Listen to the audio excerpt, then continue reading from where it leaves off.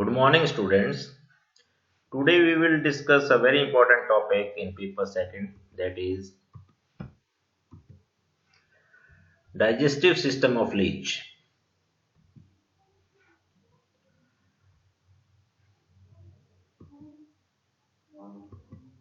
Myself, Balram Sai, Assistant Professor in Zoology, Government Dunga College, Bikaner. Digestive system of leech. Alimentary canal. Alimentary canal of leech is a complete straight tube of varying diameter extending from mouth to anus. It is differentiated into buccal cavity, pharynx, esophagus, crop, stomach, intestine, and rectum. Buccal cavity, pharynx, and rectum are lined internally by ectodermal epithelium covered by cuticle. They form stomatium and proctidium respectively, while the rest of the gut is lined internally by endodermal epithelium and forms the midgut or mesentery. Greater part of alimentary canal is concerned with storage of uncoagulated ingested blood, while only a small portion is concerned with digestion and absorption. This modification is strictly in accordance with the sanguivorous habit of leech. These are the various parts in which alimentary canal is divided. First, preoral chamber and mouth, buccal cavity, pharynx, esophagus, crop, stomach, intestine, rectum and anus. In the upcoming slides, we will discuss each one by one in detail. Preoral chamber and mouth. The preoral chamber is a cup-like depression on the ventral side of the anterior sucker.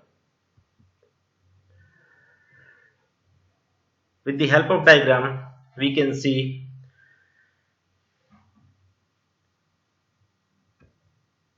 it is a cup-like depression on the ventral side of the anterior sucker, and its roof is formed by a velum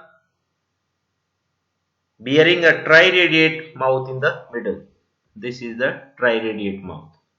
This is the preoral chamber. This is the upper lip. This is the mid-ventral lip. And this is the dorsolateral lip. So, three lips are present and the triradiate mouth is present. And this is the velum.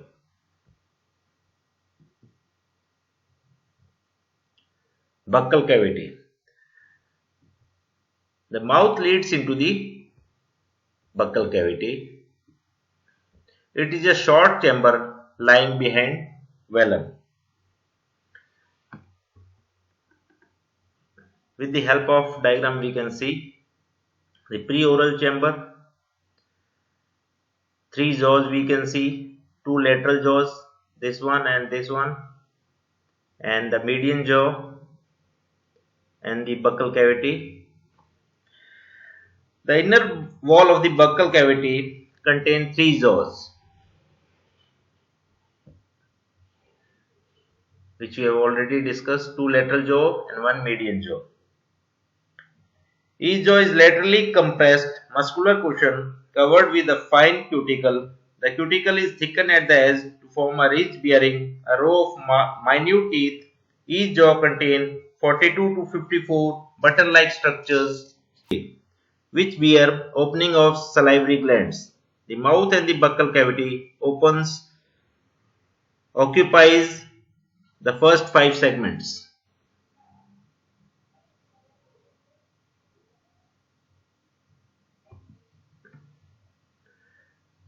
This is a single jaw in lateral view, and this is the cuticle, and these are the teeth or denticles, and these are the button-like structures called salivary papillae, and these are the muscles. And this is a picture of a single salivary gland with a salivary ductule and nucleus.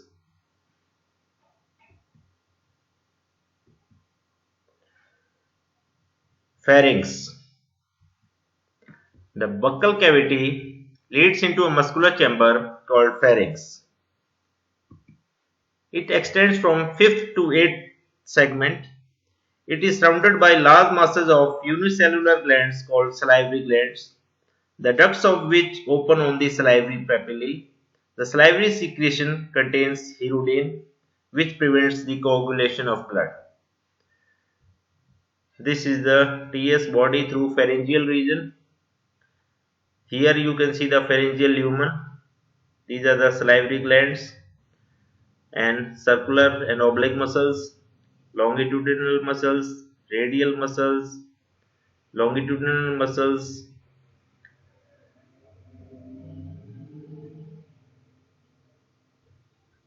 Esophagus. Esophagus is a short and narrow following the pharynx. With the help of picture you can see. This is the pharynx, and behind pharynx is a short and narrow portion called as esophagus. In esophagus we can see a narrow lumen and much folded epithelial lining. Crop. It is extensive chamber following esophagus. Extends from 9th to 18th segment. It consists of 10 chambers. The chambers communicate with each other through small apertures surrounded by sphincters. From each chamber arises a pair of ceca laterally. The anterior ceca are smaller than the posterior ceca. The last pair of the ceca is the largest, extending up to the 22nd segment on either side of the intestine. The crop stores enormous quantity of blood. Now with the help of diagram we can see. Crop starting from 9th to 18th segment, and you can see these are the outgrowths or projections called ceca, and the last one is much bigger. And the function of crop is to store the enormous quantity of blood. Stomach. The last chamber of the crop ends in a funnel-shaped tube called stomach. It lies in the 19th segment.